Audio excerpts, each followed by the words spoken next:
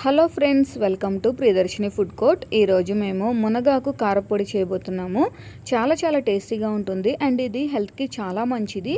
ఇది తినడం వలన మనకి ఎముకలు చాలా స్ట్రాంగ్గా ఉంటాయి. దీనిలో ఐరన్, కాల్షియం, వైటమిన్స్, పొటాషియం అన్నీ కూడా ఈ మునగాకులో ఉంటాయి. అందుకని ఈ మునగాకుతోటి రకరకాల రెసిపీస్ చేసుకొని తినడానికైతే ట్రై చేయండి.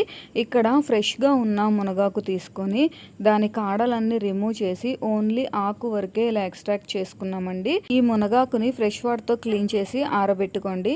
ఇప్పుడు నెక్స్ట్ ప్రాసెస్ ఏంటో చూద్దాం. స్టవ్ ఆన్ చేసుకొని ఒక కళాయి పెట్టుకొని కొంచెం ఆయిల్ వేసుకుంటున్నాము. పచ్చి శనగపప్పు వేసుకున్నాము. 2 టేబుల్ స్పూన్స్ మినపప్పు, 2 టేబుల్ స్పూన్స్ ధనియాలు, కొంచెం జీలకర్ర, ఇవన్నీ కలుపుకుంటూ మంచి కలర్ వచ్చే వరకు ఫ్రై చేసుకోండి.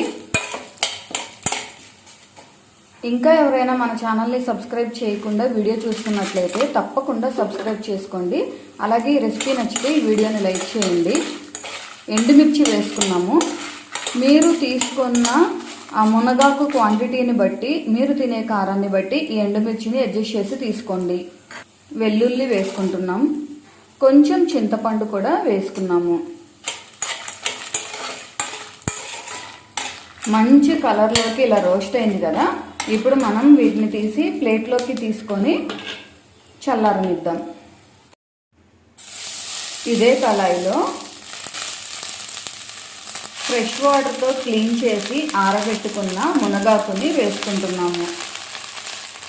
ఈ మునగాకు కారము హెల్త్కి చాలా మంచిదండి.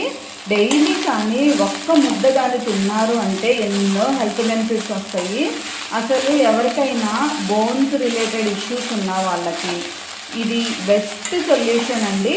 మునగాకుతో చేసిన రెసిపీస్ ఏవైనా కూడా మునగాకు కారం కానీ, మునగాకు పప్పు కానీ, మునగాకుతో పచ్చడి కానీ చేసుకొని తింటే ఆ పెయిన్స్ అన్నిటికీ కూడా చాలా రిలీఫ్ వస్తుంది. మనకి బాడీకి కావాల్సినంత కాల్షియము దీని నుంచి మనకు వస్తుంది. కాబట్టి ఖచ్చితంగా ఈ మునగాకుతో రెసిపీస్ చేసుకొని తింటూ ఉండండి.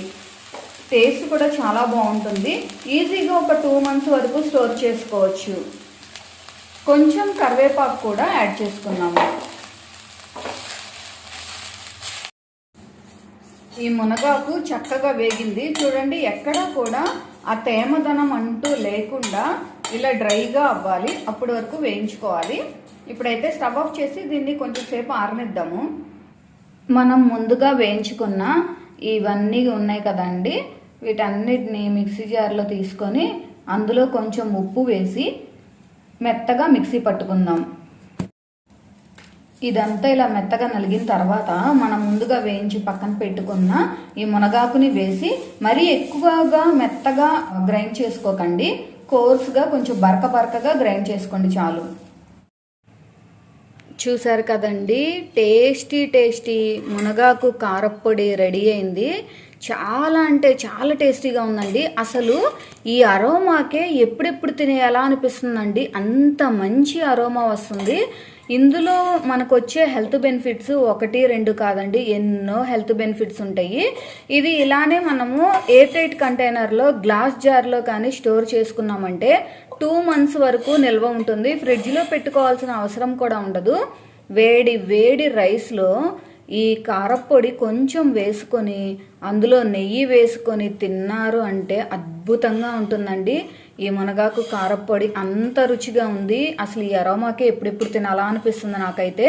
ఇది రైస్లోకే కాదండి, ఇడ్లీలోకి, ఇంకా బ్రేక్ఫాస్ట్, దోశ వాటిల్లోకి కూడా చాలా బాగుంటుంది. మీరందరూ తప్పకుండా మా ప్రాసెస్లో ఒకసారి ట్రై చేయండి. ట్రై చేసి మీకు టేస్ట్ ఎలా వచ్చిందో మాకు కామెంట్ చేయండి. ఈ రెసిపీ మీకు నచ్చినట్లయితే ఈ వీడియోని లైక్ చేయండి, షేర్ చేయండి. మా ఛానల్ని తప్పకుండా సబ్స్క్రైబ్ చేయండి.